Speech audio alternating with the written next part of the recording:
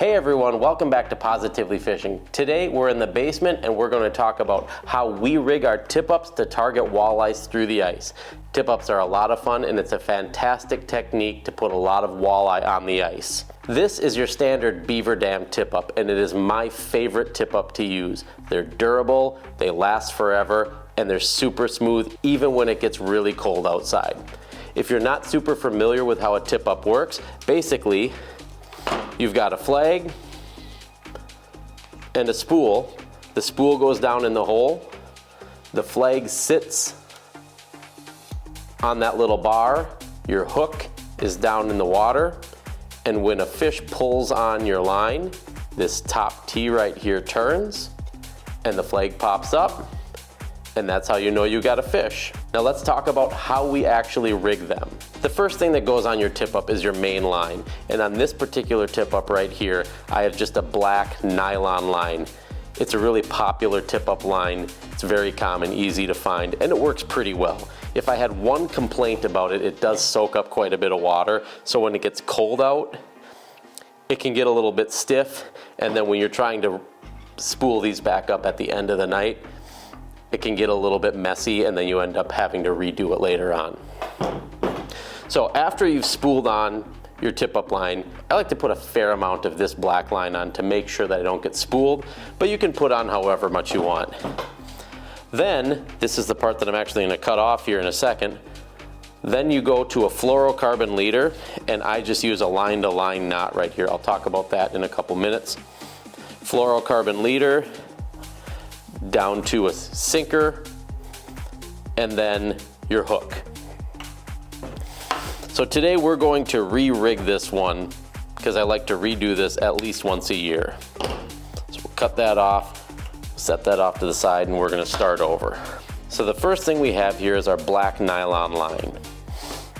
You can use a barrel swivel to connect these together, but when I'm out on the ice, I don't always have barrel swivels along with me. So a lot of times I just end up using a line-to-line knot.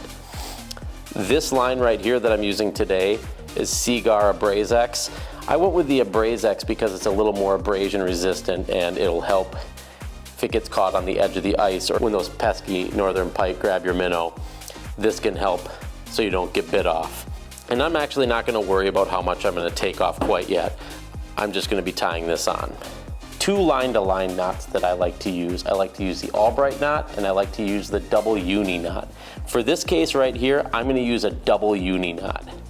It's quick to tie, it's easy, and it doesn't fail. So, first thing I'm going to do is I'm going to take my nylon line. It's running along my fluorocarbon. My fluorocarbon is going straight across here. I don't know how well you can see that, but my fluorocarbon is going along there.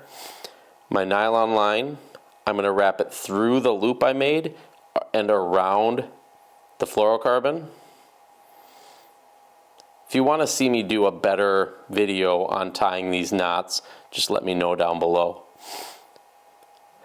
But I'm going to wrap that through a few times and then I'm going to snug it down so we've got a nice coil right there.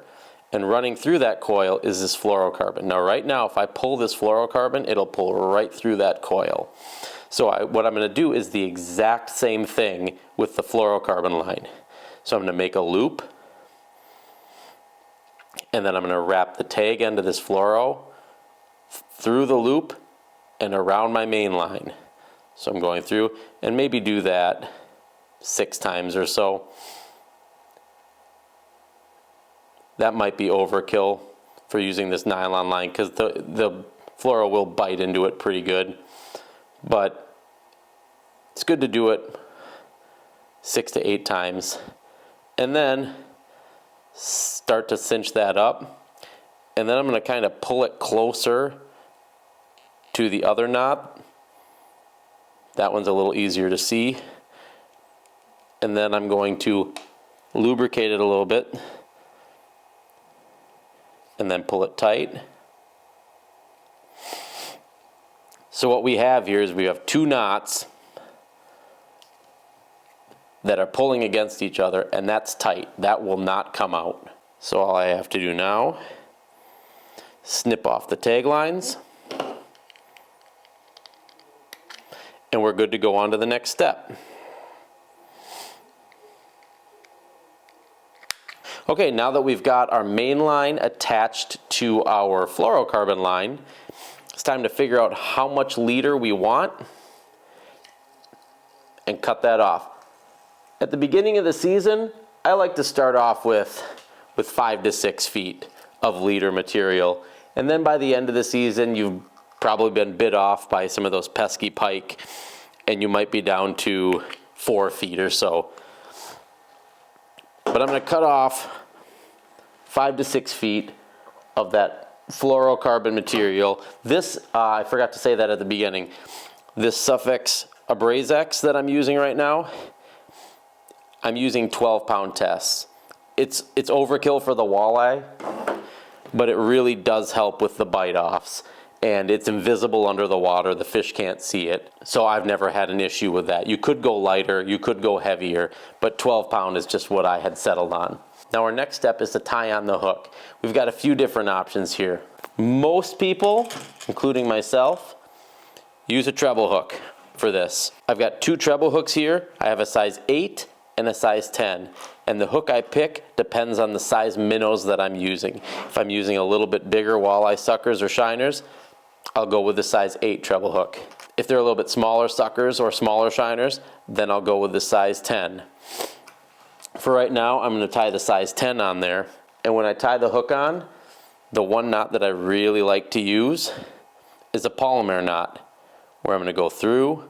Again, if you'd like to see a video on some of these knots, I would definitely be happy to do one. Just let me know in the comments below, and I can use some line that's easier to see in the video. But I go through with the fluorocarbon and then back through again. So I've got a loop on one side and then the main line with the tag end on the other side. And I'm going to take that, fold it over, and take the loop end and put it through, just an overhand knot through that loop that I made. So then I've just got this overhand knot with the tag end and the main line on this side and a loop on the other side. And I'm going to take that loop before I tighten it down, and I'm going to put it around the hook. And then again, I'm going to lubricate that line a little bit. Whenever you're working with fluorocarbon, it's really important to lubricate it, because when you're cinching your knots down, it will stick a little bit. Cut off my tag end.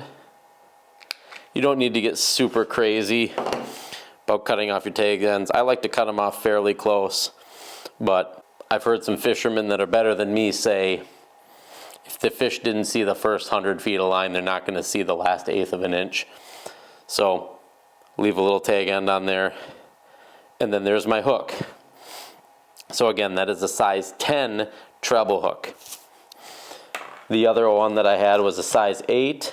Paul and I did a tip-up video up at his cabin last year, and on the tip-ups that we were using, we actually weren't using treble hooks, we were using single hooks, trying a little experiment, and we did not notice a significant difference in our hookup percentage with the treble hooks or with the single hooks. So I thought that was very interesting. All right, so now we've got our hook here, we've got our leader line all the way up to our main tip-up line. So now all we have to do is add our weight. We need something to get this hook with the minnow down into the strike zone and keep it there. So with that, we just use a standard split shot. You can use 1 or 2, depends on what you like. And I usually go maybe about 1 foot or so up from my hook. The distance from your sinker to your hook really depends on personal preference and situation. If I'm fishing tight to a bunch of weeds, which oftentimes we do, I don't want that minnow to have a lot of leash to be able to swim. If I have my sinker way up here, I don't want my minnow to be able to swim way over here to these weeds. If I want to keep my minnow on a tighter leash, then I'll move my sinker down, and now this minnow can only go in this area. If we're in a little more area and I want that minnow moving around a little more, I'll move my sinker up. Now that minnow's got a lot more room to roam. The other thing to keep in mind, and I'm going to cinch this down about a foot or so, 14 inches up. The thing to keep in mind is this minnow, if your sinker is 1.5 to 2 feet off the bottom, your minnow can get way up here, and all of a sudden your minnow is 2.5 feet off the bottom. Keep that in mind when you're setting the distance between your hook and your sinker. There's more to it than just worrying about whether the fish can see the sinker or not. It also helps with how much leash you give your minnow to go swimming around and up. And that can be an important factor, whether your minnow is getting fouled up in the weeds all the time or whether you're keeping it right on the edge where you want it. So that is our basic tip-up setup for walleye fishing.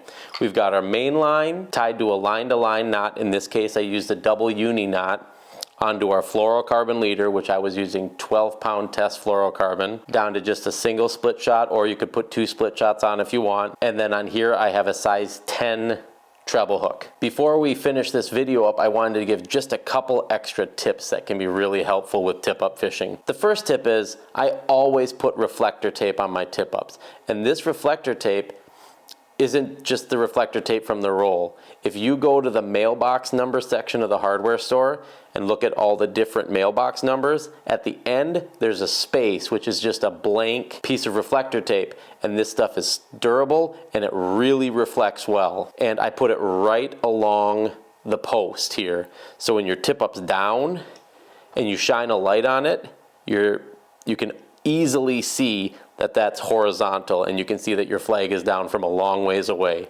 When it's up, you can easily see that it's a vertical line, and it really is clear if your flag's up.